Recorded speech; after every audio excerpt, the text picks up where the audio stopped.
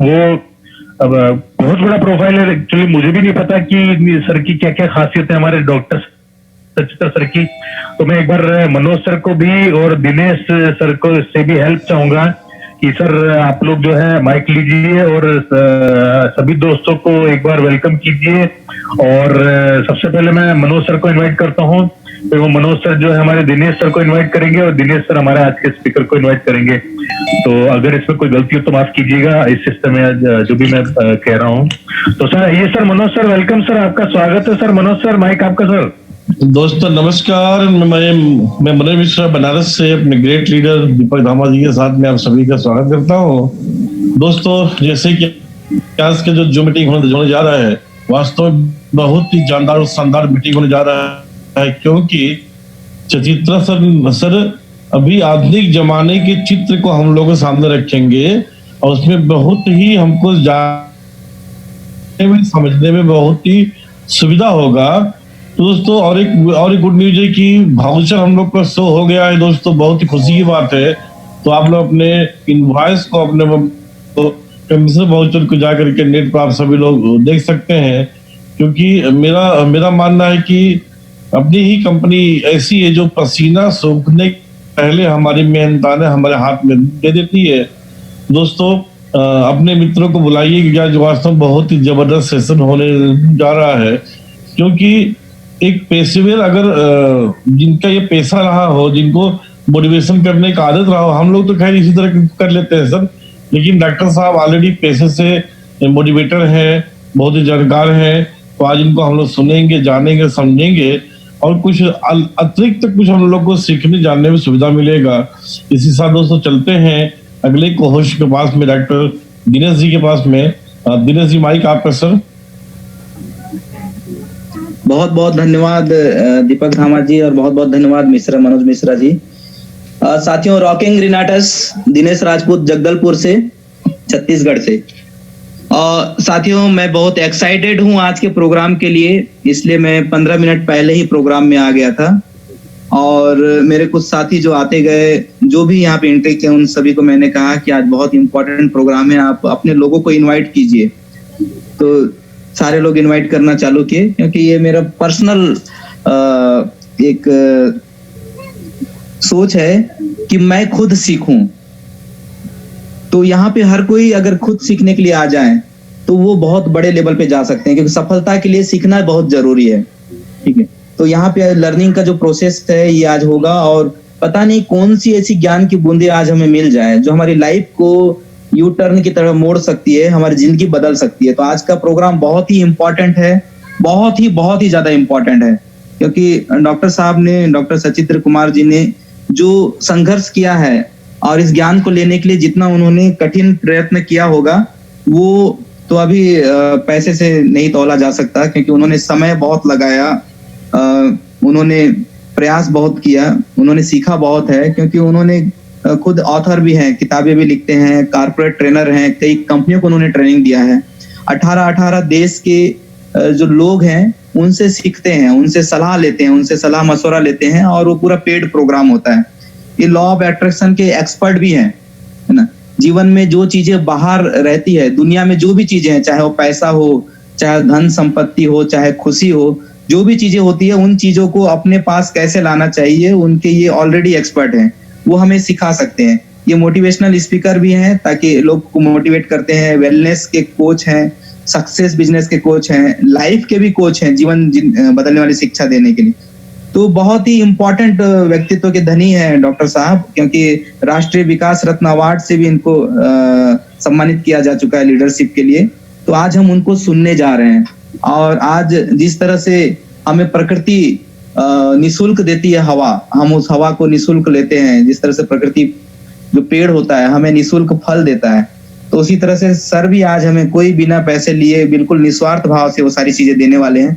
बस हमको ये महत्व ये डालना होगा कि हवा अगर पैसे से नहीं मिल रही है, लेकिन उसका भी महत्व है। अगर हम अपने नाक मुंह को बंद करें तो हवा का महत्व जिस तरह से होता है, उस तरह से इस ज्ञान के महत्व को आज हम समझें।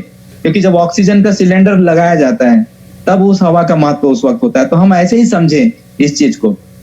जब हम फलों को खरीद के खाते हैं तो उसका जो महत्व होता है, तो उसी तरह से आज के ज्ञान को बहुत इंपॉर्टेंट है, आप जितना ज्यादा अपने लोगों को बांट सकें इसे बांटिए। और इसी के साथ मैं 2:10 हो चुके हैं, डॉक्टर साहब को इनवाइट करना चाहूंगा।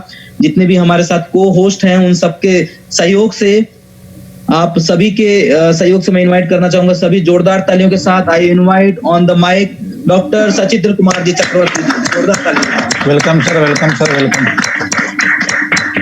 Welcome sir. या थैंक यू डॉक्टर साहब, वेलकम।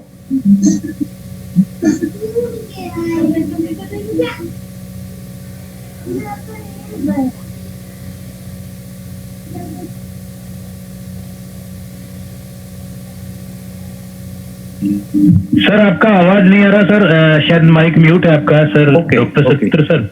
हाँ, नमस्कार, नमस्कार दोस्तों। I think welcome. Yes yes जी अब ठीक है सर। दोस्तों, रॉकिंग रेनेटस और वेरी गुड आफ्टरनून।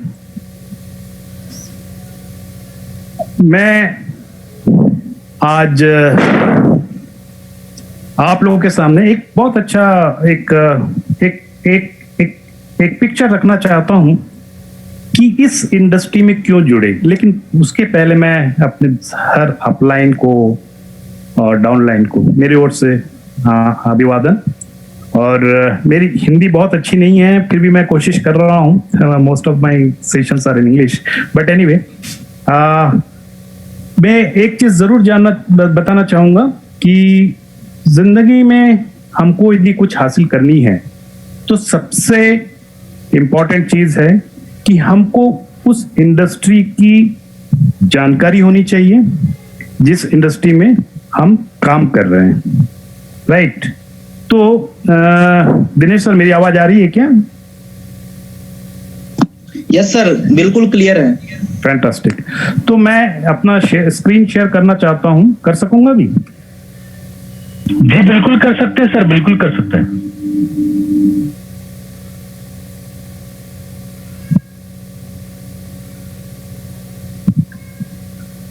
तो मेरा आज का जो टॉपिक है health and wellness an overview यानी एक इस इंडस्ट्री में क्या चल रहा है, इस इंडस्ट्री में यानी जो इम्प्रूवमेंट्स हो रहे हैं, डेवलपमेंट्स हो रहे हैं, क्या हम उसके बारे में जानना चाहते हैं? यदि जानना चाहते तो चलिए आज हम उसके बारे में जानते हैं।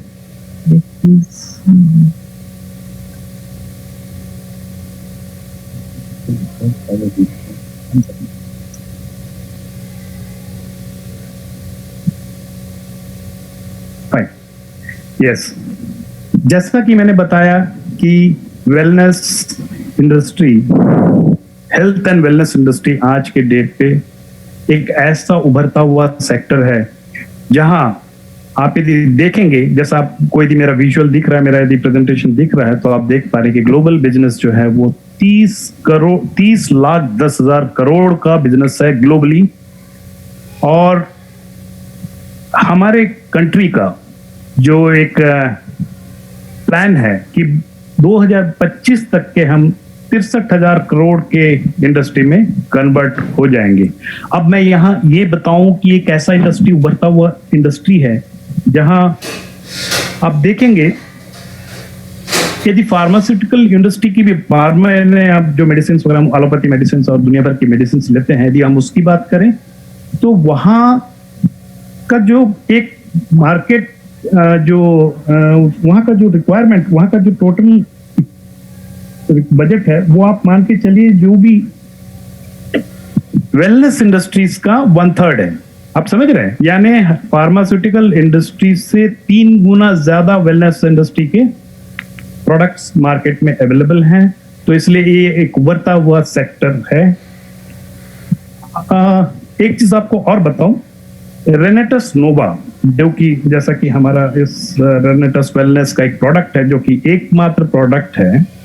और इस प्रोडक्ट में एक खासियत यह है कि इनने नाम भी इतना सही चुना है कि आपको बहुत आश्चर्य होगा कि क्या वास्तव में ऐसा है। तो मैं इन शब्दों को तोड़ता हूं, renatus and nova, there are 2 words. ये जो 2 शब्द अलग अलग हैं, रेनेटस यानी पुनर्जन्म, बॉर्न अगेन, है ना, फिर से जन्म, फिर से कायाकल्प हुआ है, क्या एक नया जन्म मिला है। एंड नोवा एक शाइनिंग स्टार, एक ब्राइट स्टार, ठीक है। तो रेनेटस नोवा जो प्रोडक्ट का नाम है, शायद इसको आप जरूर आप कहीं लिख लीजिए, यानी उभरता हुआ एक नया पुनर्जन्म, यानी जब जो भी इसका इस्तेमाल करता है वो उसमें उसकी शारीरिक और मानसिक तौर पे एक नया जन्म उसमें होने लगता है, एक नई जिंदगी उसको मिलती है, जो कि एक उसको एक ब्राइट स्टार जैसे बना देता है। जो मेरा कैलकुलेशन है, जो मेरी सोच है, आई थिंक उस सबको समझ में भी आएगा। तो जैसा कि मैंने बताया कि इंडिया का प्लान है कि इस सेक्टर में आने वाले 2025 तक के 63,000 करोड़, जो कि एक बहुत बड़ा ह्यूज एक बजट है, उस बजट पे हम पहुंचने वाले हैं। मैं अभी YouTube में अभी एक चीज देख रहा था, मुझको बहुत अच्छा लगा। कई ऐसे इंजीनियर्स हैं जो कि आईटी सेक्टर में काम करते आए हुए हैं, उनने अपना प्रोफेशन छोड़ दिया है। आईटी में बड़े बड़े HCL कंपनी कई था, मैं जिसका मैं देख रहा था अभी एक वीडियो, बहुत अच्छा लगा मैं उसकी सोच में। हालांकि उनने 10 साल काम किया आईटी सेक्टर पे और उसके बाद इस सेक्टर पे ज्वाइन किया। तो ऐसे कई आपको नमूने, कई आपको वीडियोस, कई सारे ऐसे आपको उदाहरण आपके आसपास में भी दिखेंगे, और ये हमको इंटरनेट सोशल मीडिया में भी देखने को मिलेगा। तो चलते हैं। आपको मालूम है 1980 एक ऐसा समय था जब एक्चुअली आईटी सेक्टर एक धूम मचाना शुरू किया ग्लोबली, पूरे वर्ल्ड में। और हर एक सेक्टर का एक टाइम फ्रेम रहता है, जैसे 1980 से लेकर 2000 तक के ने जिस किसी बंदे ने इस इंडस्ट्री में एंट्री लिया, कोशिश की, जैसे HCL है, इन्फोसिस है, माइक्रोसॉफ्ट, यानी एक इकोनॉमिस्ट हुआ करते थे अमेरिका के, जिनका नाम है पॉल जेन पिल्जर। पॉल जेन पिल्जर ने बहुत अच्छा लिखा है एक बुक, वेल्थ अनलिमिटेड का। उसको जिस किसी ने बंदे ने पढ़ा, उसने वैसा ही फॉलो किया। माइक्रोसॉफ्ट कंपनी बनी, फिर इन्फोसिस कंपनी बनी, और उन लोगों ने बहुत पैसा कमाना शुरू किया, और वो चला, अभी भी चल रहा है।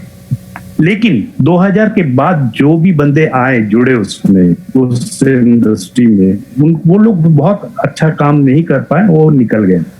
ऐसे 1980 के पहले का जो आप यदि फिगर देखेंगे तो आपको देखने को मिलेगा कि ऐसे रियल एस्टेट सेक्टर बहुत ज्यादा बूम में था, यानी प्रॉपर्टी का बिजनेस बहुत अच्छा बूम में था। जिन लोगों ने उस दौरान इस इंडस्ट्री में एंट्री की, वो आज बहुत अच्छे पोजीशन पे हैं। अब रियल एस्टेट के बाद आईटी इंडस्ट्री, और 2000 के बाद से wellness, health and wellness industry. तो हेल्थ एंड वेलनेस इंडस्ट्री मात्र अभी कुछ ही साल हुए जो कि ये अपना पोजीशन बढ़ाने लगा है, जहां पे लोगों ने इसको जोड़ना शुरू किया है। और ये कुछ ही साल में, 10 साल में इनने इतना अच्छा पोजीशन बना लिया है। तो आने वाला जो 20 साल है, मैं 20 क्यों बोलूं, आने वाला 100 साल मैं ये बोल सकता हूं, क्योंकि आने वाले हम हर कोई आज के डेट पे आयुर्वेदिक, हर्बल, नेचुरल, हर चीज प्राकृतिक चीजों को हम इस्तेमाल करना चाहते हैं, आर्टिफिशियल नहीं। तो जैसे इसमें आपको मालूम है Indians are becoming more health conscious. आज आप देखे होंगे, आप यदि आज से 10 साल पहले आप यदि देखे होंगे तो आपके आसपास में वो जिम, पार्क, ये सब इतना ज्यादा नहीं हुआ करता जितना कि आज बहुत धड़ल्ले से ये होना शुरू हो गया, आपके एरिया में बहुत बढ़ गए। ये इसी प्रकार से लोग बाग आज के डेट पे ये नहीं, वो हेल्थ कॉन्शियस होने लगे। वो डाइटिशियन के बारे में जानते हैं, वो डाइटिशियन से कांटेक्ट करते हैं कि मुझको खाना कितना चाहिए, मेरे यानी मुझको कैसे हेल्थ मेंटेन करना है ना, और फिजिकल एक्सरसाइज करते हैं, जिम में जाते हैं। तो ये हमारा एक लाइफ स्टाइल हो गया है। तो ऑब्वियसली जब ये लाइफ स्टाइल हो गया है तो हेल्थ एंड वेलनेस इंडस्ट्री की भी एक तो डिमांड बढ़ गई है। और इसकी डिमांड जो है, इसकी मांग धीरे धीरे बढ़ती जा रही है और बढ़ेगी आगे, बहुत बहुत अच्छे ढंग से बढ़ेगी। और हाँ, एक चीज जरूर मैं बताऊंगा, यदि आपने इस समय पे यदि इस इंडस्ट्री को ज्वाइन किया तो मैं समझता हूँ आगे चल के आप बहुत अच्छे मुकाम पे पहुंच सकते हैं। मेरा अपने प्रोफाइल सर लोग को थैंक यू वेरी मच, जिन लोगों ने मेरे बारे में बताया, थैंक यू वेरी मच उन लोगों को। जी हाँ, मेरा प्रोफाइल बहुत हाई क्लास का है, लेकिन मैंने भी देखा कि ये इंडस्ट्री एनालिसिस किया मैंने, मार्केट में एनालिसिस करने के बाद मेरे को लगा कि ये एक ऐसा इंडस्ट्री है जो शायद आगे चल के बहुत अच्छा ग्रो कर सकता है, क्यों ना हम इस इंडस्ट्री के हिस्सा बने। तो ये वो जो था वो मैंने आपको बताया। और आज के डेट पे जैसा मैंने लिखा है, consuming dietary supplement is a sign of healthy lifestyle reducing physiological disorder. आप यदि किसी डॉक्टर के पास जाते हैं तो वो आपसे बात भी नहीं करता, वो आप अपना प्रॉब्लम बताए और वो अपना तुरंत प्रेस्क्रिप्शन लिखना शुरू कर देते हैं। आप बोल देते हैं ये लो बेटा, ये 3 दिनों बाद इसको आओ और लेके आओ, दैट इज आफ्टर 3 days आप आ जाओ। इन्वेस्टिगेशन लिख देते हैं, ब्लड टेस्ट या जो भी टेस्ट, यानी वो सब टेस्ट इतना कॉस्टली होता है कि बहुत से लोग उसको स्किप कर जाते हैं। वो नहीं सोचते कि अरे डॉक्टर क्या बहुत सारा आइटम बोल दिया है, वो टेस्ट नहीं कराते, मेडिसिन ले लिए तो नेक्स्ट टाइम वो डॉक्टर पास जाते भी नहीं। लेकिन कुछ ऐसे लोग जो ऐसी चीजों का इस्तेमाल करते हैं, जैसे डाइटरी सप्लीमेंट है, न्यूट्रिशन की जो मेडिसिन है, जैसे न्यूट्रिशन सप्लीमेंट है, फूड सप्लीमेंट है, उनको डॉक्टर के पास जरूरत नहीं पड़ती है बार बार जाने के लिए। तो जैसा कि आपको मालूम है, हमारे कंट्री में 3 टाइप के लोग रहते हैं। 5% वो लोग हैं जो एकदम स्वस्थ है, बहुत ज्यादा स्वस्थ है, उनको कहीं जाने की जरूरत नहीं पड़ती। 15% ऐसे लोग हैं जो अस्वस्थ हैं, इल हैं, और 80% लोग वो हैं जो न स्वस्थ है न अस्वस्थ है, वो बीच के लोग होते हैं। यानी उनको कभी भी बीमारी हो जाती है तो वो डॉक्टर पास चले जाते हैं, फिर दवाई लेते हैं, फिर ठीक हो जाते हैं। यानी वो कैटेगरी के लोग हैं। हम सब लोग ज्यादातर इसी कैटेगरी में आते हैं, 80% की कैटेगरी में। और यही मेरे कहने का मतलब है, मैंने ये जो डेटा दिया आपको, हम 80%, आज इंडिया की पॉपुलेशन 135 करोड़ के लगभग है, आप उनमें से 80% आप सोच सकते हैं कितना होगा वो, है ना। तो ये जो लोग हैं, इन लोगों को हमारे जैसे डाइटरी सप्लीमेंट या न्यूट्रिशन सप्लीमेंट, फूड सप्लीमेंट, इनको देख के हम इनको स्वस्थ कर सकते हैं। आप सोच सकते हैं बिजनेस का पोटेंशियल कितना स्ट्रांग है। आने वाले दिनों में हमारे प्रोडक्ट का, रेनेटस नोवा का जो भविष्य है वो बहुत ही ब्राइट है, क्योंकि हम लोग सब इस लेवल पे काम कर रहे हैं ताकि गांव और हर जगह दुनिया, इंडिया के हर क्षेत्र में ये पहुंचे। और मैं जरूर तारीफ करूंगा कि जो कुछ शहर जो मेरे को अभी काफी देखने को मिल रहा है, जैसे छत्तीसगढ़ है, कुछ राज्य छत्तीसगढ़ है, उत्तर प्रदेश है, दिल्ली है और बिहार है। बिहार से शिव कुमार जी भी बहुत अच्छा बोलते हैं, छत्तीसगढ़ से डॉक्टर दिनेश जी भी प्रोग्राम ले रहे हैं। ये बहुत अच्छा एक नया रेवोल्यूशनरी स्टेप है, यानी क्रांतिकारी कदम है, जो हम हर कोई एक दूसरे को एक अवेयरनेस क्रिएट कर रहे हैं, लोगों के बीच में जा रहे हैं, लोगों को बुला रहे हैं जूम मीटिंग अटेंड करें और मॉर्निंग और इवनिंग का मीटिंग अटेंड करने का। सो मेरे कहने का मतलब ये है, Renatus Nova will definitely rock in our life. हम हर किसी की जिंदगी में रेनेटस नोवा एक नया क्रांतिकारी लाइफ लाएगी।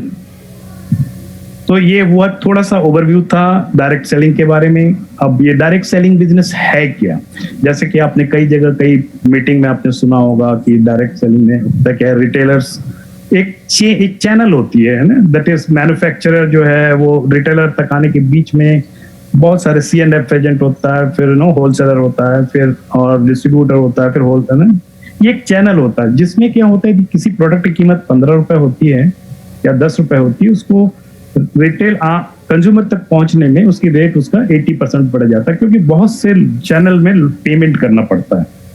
बट डायरेक्ट सेलिंग बिजनेस क्या है, ये डायरेक्ट कंपनी से बनती है, यानी डायरेक्ट, यानी ये जो है एकदम डायरेक्ट फैक्ट्री में बनी और वो कस्टमर तक पहुंच गई, यानी बीच का कोई चैनल नहीं है। तो ये जो है बीच का चैनल का जो पैसा है वो हमारा बच जाता है। आप देखिए, आप यदि कैलकुलेट करेंगे 1529 रुपए, 1539, दैट्स 1549 रुपीज यदि रेनेटस नोवा का प्राइस है जो हमको यदि डायरेक्ट सेलिंग में मिल रहा है, यदि यही डिफरेंट चैनल का इस्तेमाल करके हम तक पहुंचता तो इसकी कीमत शायद 4-5 हजार रुपए से कम नहीं होती। तो अब डायरेक्ट सेलिंग बिजनेस जो है एक अफोर्डेबल प्राइस पे कस्टमर को डायरेक्टली हम सेल करते हैं, है ना। तो ये डायरेक्ट सेलिंग है, यानी आपके फैक्ट्री से लेकर डायरेक्ट हम कस्टमर को थ्रू हमारे जैसे डिस्ट्रीब्यूटर से सेल होता है। तो ये है डायरेक्ट सेलिंग बिजनेस का मतलब। अब डायरेक्ट सेलिंग बिजनेस का आप देखेंगे तो ये आपने देखा होगा, जैसे अभी मेरे कुछ लोगों से बात होती रहती है, तो मैं जैसे लॉकडाउन के बाद बहुत से लोग की नौकरी गई है, बहुत से लोगों की नौकरी गई है और वो सोच रहे हैं, they are planning to start their own business. जब मैं उनसे पूछता हूं कि भाई साहब आपका कितने का इन्वेस्टमेंट है, कितने का प्लान है, कितना आप इन्वेस्ट करेंगे, तो वो परेशान हो जाते हैं। वो बोले कि यही कम से कम पैसे में हम करें, तो कितना कितना कम आप प्लान कर रहे हैं? तो बोले कि यही कोई 1 लाख। तो मैंने उनको बोला देखो, मैं मैनेजमेंट का, मैंने पीएचडी किया है मैनेजमेंट पे, तो मेरे को मालूम है कोई भी बिजनेस में आप कितना भी पैसा लगाओ, एक जेस्टेशन पीरियड होता है। दैट इज आपने एक अभी लगाया, कोई बिजनेस खोला तो उसको 6 महीने 1 साल तक के आपको रोकना पड़ेगा, क्योंकि आपको अवेयरनेस क्रिएट करनी पड़ेगी, लोगों को बुलाना पड़ेगा, हर घर में जाके बताना पड़ेगा, लोग आएंगे वापस जाएंगे, और ये एक सिलसिला चलता है पूरा 6 महीने से 1 साल तक आपका टाइम लगेगा केवल लोगों को आपने ट्रस्ट डेवलप करने में। तो ये बहुत बड़ा इशू। मैं उनको बोला कि आप बिना पैसा लगाए यदि आप बिजनेस करने की प्लान कर रहे हो तो क्या मैं आपको हेल्प करूं? तो बोले कि ऐसा कौन सा बिजनेस है जिसमें बिना पैसा लगाए हो सकता है? तो मैंने बताया कि एक ऐसा ही एक बिजनेस है जिसमें आपको पैसे लगाने की जरूरत नहीं है, आपको केवल रजिस्ट्रेशन करना है, और रजिस्ट्रेशन करने के बाद आपको एक बिगिनिंग करनी है। वो आप 2 पैक से लेके 16 पैक का, 40 पैक तक का, वो मैंने उनको बताया जो डिफरेंट पैक्स है। मैं कस्टमर और ज्यादा डिटेल में नहीं जाऊंगा क्योंकि मैंने उनको बताया